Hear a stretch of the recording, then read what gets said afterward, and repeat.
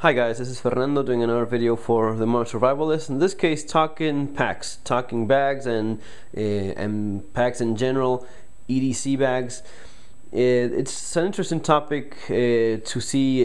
At least this is how I evolved personally from having your pockets full of stuff and then wanting something to carry that, and how that went on. Well, this would be a good example. I started with this, a Fanny Pack, many years ago. I was just 20, about that age, 19, 20 years old. I was going to a trip in Tierra del Fuego, Ushuaia. Ushuaia is, the American continent, looking in South America. Well, that little tip down south in the bottom, well, that's Tierra del Fuego, and in that little, it's the southest city in the planet, Ushuaia. Well, I took this with me besides a backpack, of course, and I noticed that I was carrying it across the chest, over the shoulder, like a satchel. So, yes, fanny packs are neat, but they're not as comfortable being carried as fanny packs if they are big and you have some load in it, right? If you have some weight, you have. Especially the bigger ones. Maybe for the smaller ones they are more comfortable, and the ones that are a little bit bigger and have a bit more weight, they're not really as comfortable, because not a neat idea to have it in your belt. So I ended up carrying it like that, right? Yeah, it had a bottle here of water that I lost in that glacier in Ushuaia, but well, I suppose I could still use it with another bottle. Now, the natural evolution when you start carrying this across your chest like that is moving forward to a satchel. And the satchel is an interesting concept, because if you do a little bit of research, you find out that this same configuration of a big pocket with a flap over it is very similar to what the pouches and pockets used to be in the 16th, 17th century. They would have in their belts, they would have pants rarely had pockets like they do now. Pants didn't have any pockets, so in their belts they would have a pouch or something like this, maybe a little bit smaller. But the thing that I find practical about satchels in general is that they are across your shoulder, right? And they end up being very close to where your hand goes when looking for something, reaching for something in your pockets, or in case of firearms, it's like closer to your waist, and it comes naturally for getting in magazines or even your firearm. It is a pretty neat idea. I suppose that's why you see these the Maxpedition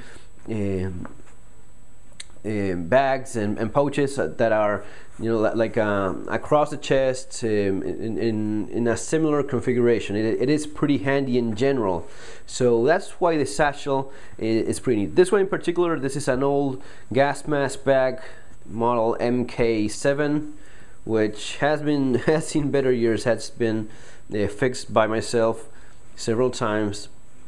It has all these little pockets on the inside. I don't know what I have in here because I'm not using it right now, but it has these little pockets for the different parts of the gas mask system, which comes in practical. For example, this one is good for putting a water bottle in there and keeping it in place. But because of its age, it's very old. This is from 1942, guys, so it's pretty old, very old. So it needs often repair. Something on these same lines would be this one that I've showed in a previous video, and some of you guys were asking what this is. This I bought in Marks and Spencer, of all places. Marks and Spencer's, the clothing company here in UK. Now, I didn't like this one much because of these things. I mean, it would have been awesome if it had real buckles like this one, but instead it has these magnets. Awful idea. I don't know how they came up with this. I suppose that they thought people would be too lazy to buckle these up and such, so they did this. And these come loose on their own very often. It's the weak point in this bag. It's general good construction, pretty solid, but since it's more about looks than practicality, you end up noticing it, unfortunately, and it fails because of that. If it wasn't because of that, it would be a pretty handy satchel, but these magnets, no, not a great thing. So when you start carrying a satchel with stuff in there, you soon realize that a satchel, as nice as it is, it lacks space. So what's the bigger version of a satchel? That's right, you move. I'm going to be doing that as well here. You move towards the messenger bag type, or the messenger bag type of bag, right? This one is also from Marks and Spencer's. Pretty good in general, but it's because of its size and the material of construction, it kind of loses its form very fast. So I don't find it to be as practical as some of the other bags that I have. But it would be like a typical shoulder bag or messenger bag. This one, I'm trying to remember the brands and stuff, because some of you guys later ask in the comment section what this and that is. This one is actually from Argentina, made by Houston.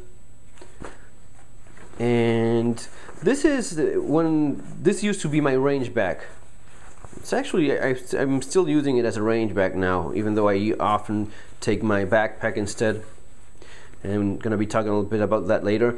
But this is a pretty good alternative. It's big enough and small enough, you know. It's that in-between point where it's small enough so as to be comfortable and big enough so as to have most of the things you need. Construction is acceptable.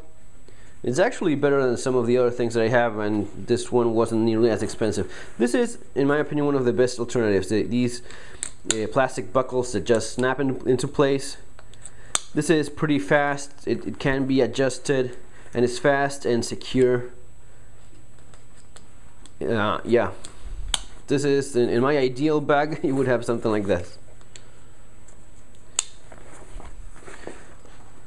And this is one of the best ones that I have. The North Face Bombur messenger bag. It's the older model, and it has a zipper that goes all across, which makes it very secure. Construction is great. The material is PVC plastic reinforced, very strong. The strap is also generous and has some padding in it. It's waterproof. It also has these buckles, which I like, as I was saying before. So you can just use these buckles or use also the zipper for extra security. Now the only problem with this is maybe the color, which to some point, you know, it's more visible and you're not as likely to forget it. But then again, you're the guy carrying the big red messenger bag, which it's pretty hard to go unnoticed with this sort of thing. Maybe in South America it is a little bit more common, so it doesn't attract that much attention. Here in general, yeah.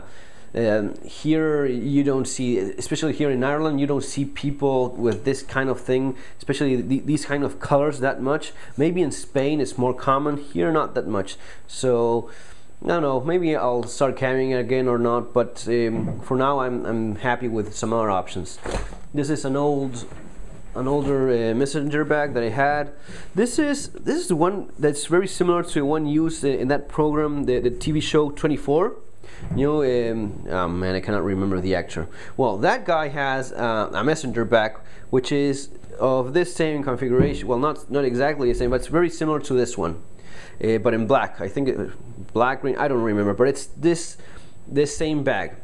Okay, and this bag is actually pretty neat. I have a little hole here. I don't know why that happened, but this one I ended up carrying for a good amount of time, and I found it to be very practical. I did some modifications of my own, which I often do. I have another bag that I don't have it with me right now.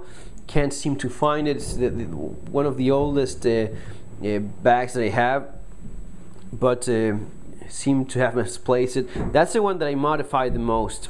This one I did some modifications. For example, I added this zipper here, See this one, because as it comes it only has the flap, and that's not really great to go around in Buenos Aires where crime is a problem, and if you're you're running errands, especially if you're using public transportation for one reason or another. Many times I found myself using public transportation because depending on where you're going, it is actually safer than using your vehicle, which brings another can of worms along with it, like getting carjacked and that sort of thing. Especially if you know the place, as I did, of course, you know your way around it. And the problem is basically like pickpocketers and that sort of thing. So maybe if you're taking the train, someone would do this. You have to stay aware and such, but it's very hard to avoid that, especially in a crowded place, in a crowded train at rush hour. Going to Buenos Aires, to the capital district of Buenos Aires, this kind of thing is very common. Someone, quickly trying to grab something out of your bag and such. So that's where a zipper like this comes pretty handy. Also, I had another one added here. This isn't as it comes. This one, because it was a better idea for for firearm magazines. This was better to keep it that way, more handy in case you need it, or spare mags and such. Just a good idea. And since this is the side that goes against your body, all right, it's a little bit safer than on this other side, and easy to find, accessible. And finally, we have the typical backpacks, day packs, or whatever. This is one of the oldest ones that I have. This is an old East pack, made in USA, that has been with me forever, and it's immortal. This bag never dies, never gives up, hasn't broken on me yet. It's surprising because it doesn't look as strong, but it is very good construction. And yeah, it's great.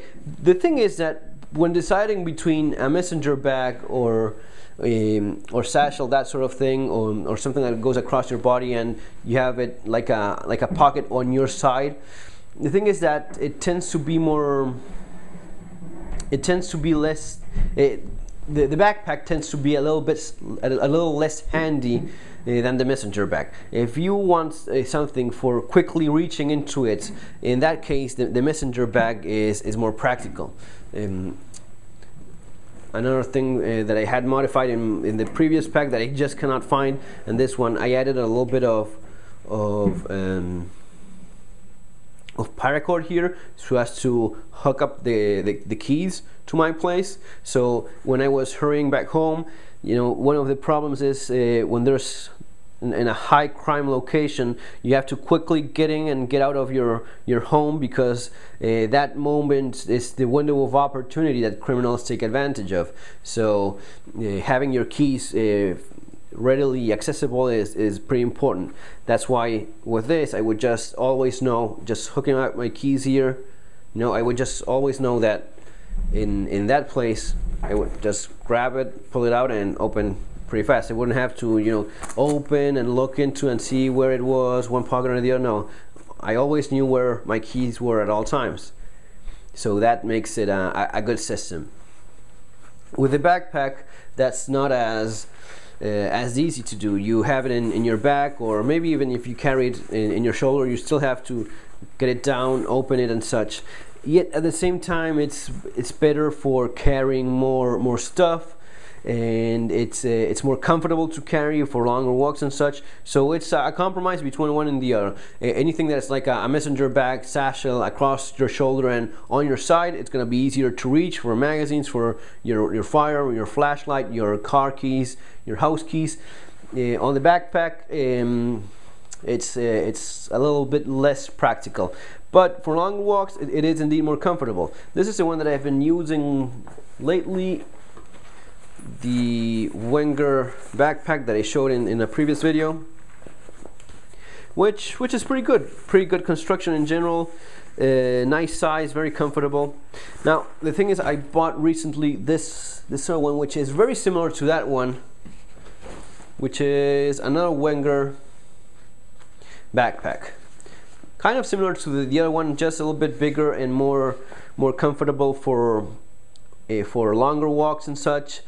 You know, this is ideal for EDC in general, because you don't have a huge pack with lots of stuff. You just have some of the basic stuff that you would need in a well put together EDC bag, and you have some room to spare, which is something that I covered in a previous video. The extra room that you have in your bag is one of the most practical, most useful things, and that gives you more flexibility as well. For example, as I showed in a previous video, having this bag half full means that if I'm going to a range, I just throw some of the range stuff in there, some of the little plates, the paper plates that I use as target, throw some of those in there, my holster, magazines and such, and I go to the range. If I'm going for a walk, or if I'm going in a little camping trip or trekking trip, I throw a little bit extra gear in there in my same pack, the same pack that I would use on normal basis,